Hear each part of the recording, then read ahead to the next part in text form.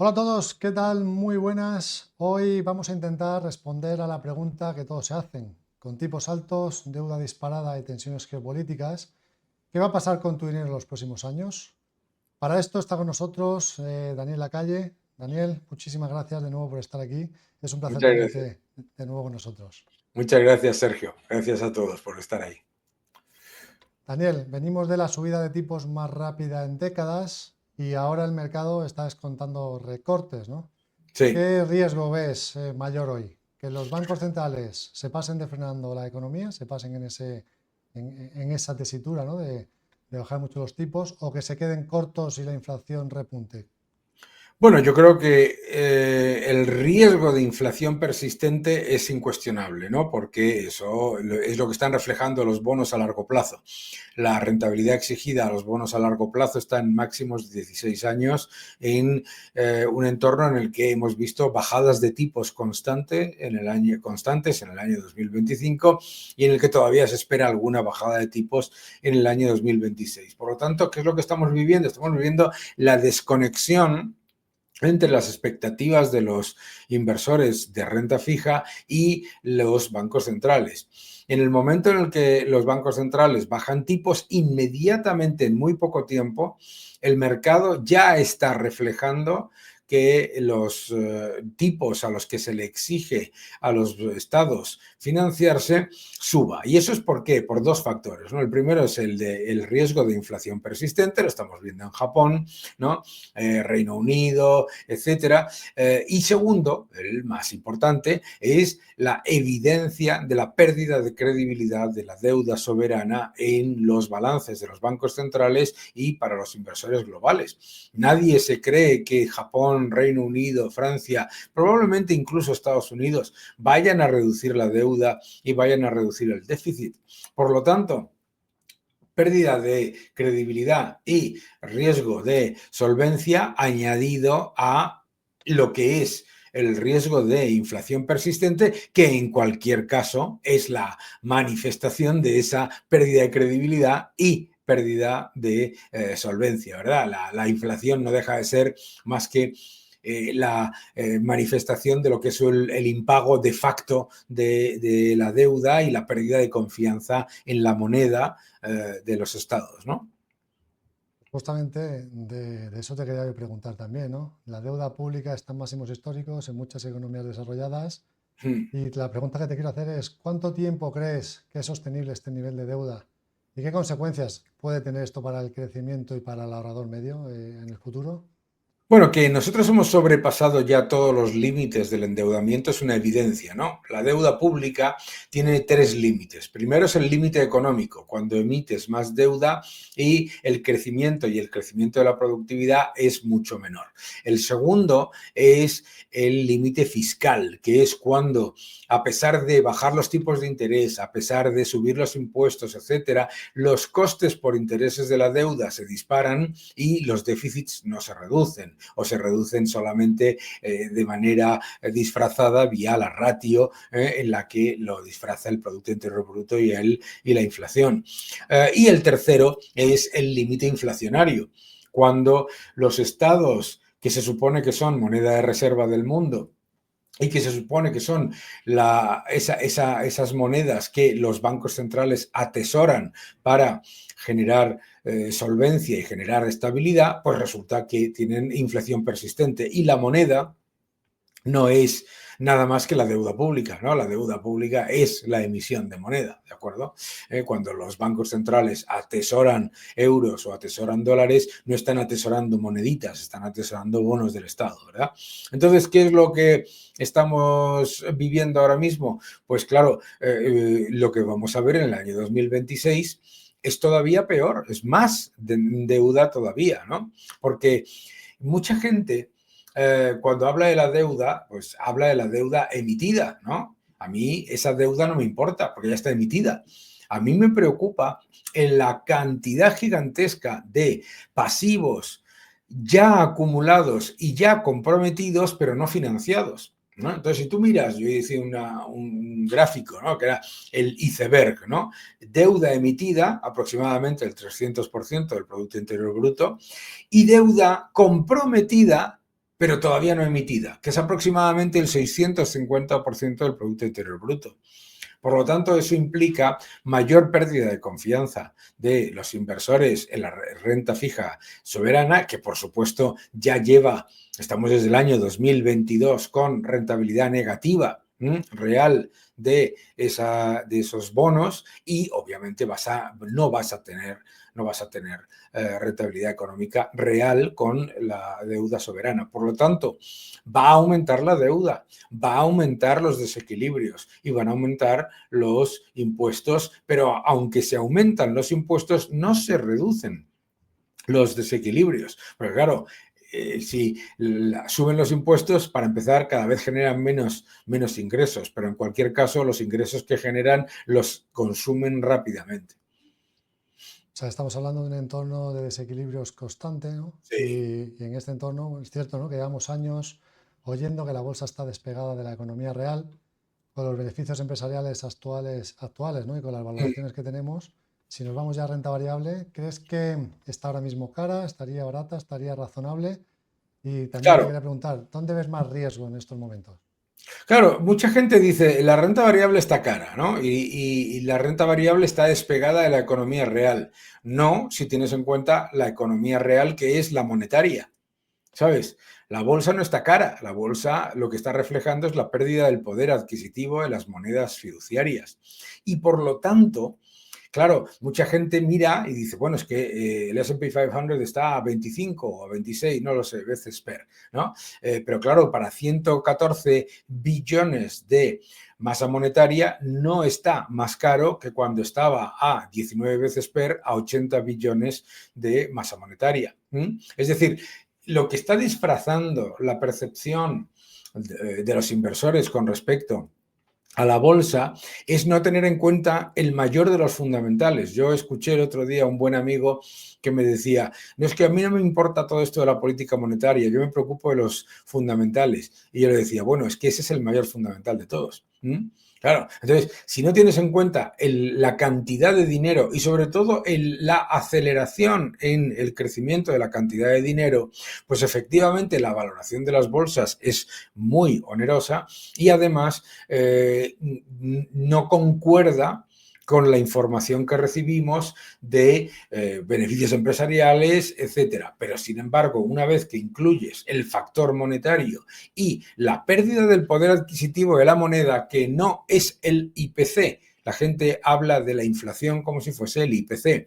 Hay que ver la inflación en su sentido más amplio, como mostraba Rothbard y Joseph Salerno, ¿no? Que es saber que la pérdida del poder adquisitivo de la moneda es muy superior a lo que se mide en el IPC. Y eso no significa que el IPC esté mal calculado, sino que la inflación monetaria es otro factor mucho más importante y desde luego que es esencial para entender la evolución de las bolsas. Por lo tanto, es muy probable que en un entorno de más deuda, más emisión monetaria, represión financiera, etcétera, el año 2026 vuelva a ser un buen año para los activos de riesgo y para las bolsas y además vuelva a ser un año de grandes divergencias, en el que la concentración de esas rentabilidades sea de nuevo muy elevada y, por supuesto, en la que la probabilidad de que los perdedores hagan catch up o se acerquen en valoración a los ganadores es muy baja y la dispersión de activos sea significativa. Por lo tanto, yo creo que tenemos que contar con volatilidad, pero si miramos a largo plazo, lo que tienes que hacer es invertir porque es la manera de protegerte contra esa pérdida del poder adquisitivo de la moneda, que vuelvo a repetir, es muy superior a lo que mide el IPC o el PCE o cualquiera de estos distintos indicadores creados desde los estados con cestas básicas, ¿no? Magnífico, pues nos acabas de analizar la renta variable, sobre todo hablando del SP 500. Me gustaría también preguntarte por Europa, ¿no? Si comparamos Europa con Estados Unidos, ¿cuál dirías que es hoy el mayor error de política económica en Europa que está, ¿no?, frenando ese descuento crónico de nuestras bolsas frente al mercado norteamericano estos, ¿no? ¿Por qué la bolsa, siempre se dice que la bolsa europea últimamente está más barata que que la bolsa norteamericana. Bueno, la bolsa En un entorno en el que europea, todo sube. sí, la bolsa europea siempre está más barata que la estadounidense, pero eso no es un factor de sorpresa, porque, claro, la composición de la bolsa es completamente distinta. La composición de la bolsa europea es fundamentalmente empresas que son financieras, industriales, etcétera, empresas maduras, empresas con modelos de negocio muy estabilizados y maduros, ¿verdad? Mientras que en Estados Unidos, pues prácticamente el 34% son empresas tecnológicas, ¿no? Entonces, claro, las valoraciones están distorsionadas por la composición. Obviamente no va a cotizar un banco europeo a la misma renta, con los mismos múltiplos que un banco estadounidense, porque un banco estadounidense hace mark to market, no tiene la inercia gigantesca regulatoria que tienen los bancos europeos, tienen muchísima mayor capacidad de dinamismo en cuanto a generación de márgenes, trading, etcétera. Entonces, si miras la bolsa europea y la bolsa estadounidense por sectores, en realidad no están tan caros los norteamericanos con respecto a los europeos, ¿no? La bolsa europea lo ha hecho maravillosamente y creo que lo seguirá haciendo bien el año 2026 porque se ha demostrado que las empresas europeas son capaces de sobrevivir e incluso generar rentabilidades adecuadas en un entorno local absolutamente negativo. La hiperregulación, los impuestos, los cambios normativos constantes, esos son los problemas de la Unión Europea que me preguntabas, ¿no? ¿Cuál es el problema más importante de la Unión Europea? Pues fíjate, la Unión Europea no tiene ningún problema de empresariado, no tiene ningún problema de capital financiero y no tiene ningún problema de capital humano. ¿Cuál es el problema de la Unión Europea? Una regulación y una fiscalidad que están cooptadas por unos activistas que lo que han hecho ha sido literalmente ahogar cualquier tipo de iniciativa de innovación, de crecimiento, de inversión y de potenciar las áreas de mayor productividad. Bueno, una vez que sabemos eso, las empresas europeas lo están haciendo muy bien. Los bancos europeos se han comportado de manera admirable en un periodo muy negativo, con tipos de interés negativos durante mucho tiempo, con una regulación asfixiante. Por lo tanto, no podemos esperar que las empresas europeas coticen a los niveles que cotizan las estadounidenses. Además, en Europa no es habitual la recompra de acciones, pero sí tenemos que reconocer que esas empresas lo están haciendo bien y sobre todo que si la Unión Europea despertase, cosa que no es probable, y eliminase estas regulaciones destructivas, estas empresas iban a volar en bolsa, ¿de acuerdo? Pero como no se van a eliminar, solamente se habla, yo acabo de volver de Bruselas, solamente se habla de hacer más sencillo, simplificar. No, si el problema no es de simplificar. Una mala ley, una mala norma no se hace buena simplificándola, hay que eliminarla, ¿de acuerdo? Y entonces yo creo que ese problema va a persistir. Pero por eso, si miramos la realidad de estos últimos años, invertir en renta variable estadounidense y europea no debería ser, digamos, mutuamente excluyente, no debería ser excluyente. La idea, yo creo que en una cartera desarrollada y diversificada es tener más exposición a Estados Unidos y Europa y reducir la exposición a mercados emergentes, particularmente a las empresas estatales, ¿no? Entonces, yo creo que eso simplemente, las empresas europeas, yo creo que hay que valorarlas por ese desempeño admirable con todos los vientos de cara y valorarlo dentro de una cartera diversificada, sabiendo que las que no lo han hecho bien van a tener dificultades para hacerlo bien porque los problemas no se están resolviendo, están empeorando, ¿no? Mira, me acabas de contestar básicamente casi a la última pregunta que te quería hacer, que era que bueno que estamos en un entorno de tipos en el que estamos, ¿no? Con deuda alta, tensiones geopolíticas, mucha narrativa en redes sociales, ¿no? Y la pregunta que te quería hacer era cuáles serían tres reglas, ¿no? Tres consejos para aquellos inversores particulares para que puedan proteger su patrimonio. Ya me has contestado, básicamente, ¿no? Una es invertir y otra Sí. es invertir más en Europa y en Estados Unidos en detrimento de otras geografías. ¿Tienes Sí, algún otro consejo, alguna cosa más que podamos comentar? sí, el inversor minoritario normalmente considera que invertir es comprar, cerrar los ojos y esperar que suba, ¿no?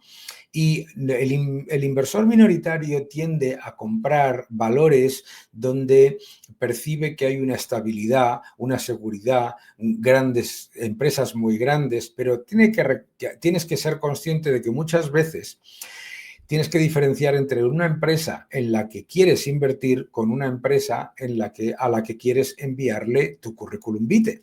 ¿Por qué? Muy sencillo, porque a la que quieres enviar tu currículum vitae puede que sea una empresa pues muy madura, que ya está, digamos, pasado su periodo de crecimiento, etcétera. Por lo tanto, yo creo que a los inversores lo que me gustaría recordarles es, primero, que se tienen que defender de la inflación, que la inflación no es el IPC, que la inflación monetaria es mucho más importante, que con ello invertir en activos reales, en oro, en plata, en renta variable, tal vez en criptomonedas, si tienes capacidad de absorber y de aceptar la volatilidad, etcétera. Todo eso son factores esenciales para luchar contra la inflación monetaria. Pero que claro, cuando estás luchando contra la inflación y la pérdida del poder adquisitivo de la moneda, tienes que entender también que la creación artificial de moneda no es neutral y que por lo tanto muchos de esos valores que no lo han hecho bien durante estos años van a continuar haciéndolo peor que los índices, ¿no? Por lo tanto, no jugar a reversión, sino jugar a entender que lo que estamos viviendo es un cambio muy profundo de paradigma monetario en el que la deuda soberana deja de ser un activo de reserva para muchos bancos centrales y a la vez en el que las empresas que están liderando el cambio tecnológico y el cambio industrial están obviamente cotizando a múltiplos más caros, pero claro, las que van a sufrir de ese cambio no van a tener un comportamiento bursátil parecido. Pues Daniel, de verdad, muchísimas gracias como siempre por compartir tu visión. Creo que has dado muchas claves, ¿no? Para aquellos que están pensando qué hacer con su dinero en este entorno en el que nos encontramos. Así que yo les diría a todos los que nos están viendo es que si os ha gustado esta entrevista, que os acordéis siempre de suscribiros al canal, IG España, el mío propio, Sergio Avila Bolsa y por supuesto, como no, al de Daniel Lacalle Oficial. Y también, bueno, dejar vuestros likes y comentarios para que, bueno, podamos seguir trayendo contenido de este tipo, ¿no? Así que gracias a todos por estar ahí y nos vemos en el próximo vídeo. Daniel, muchísimas gracias, como siempre. Muchísimas gracias a vosotros y muchas gracias a ti. Feliz Navidad y feliz Año Nuevo. Feliz Navidad, igualmente. Un saludo.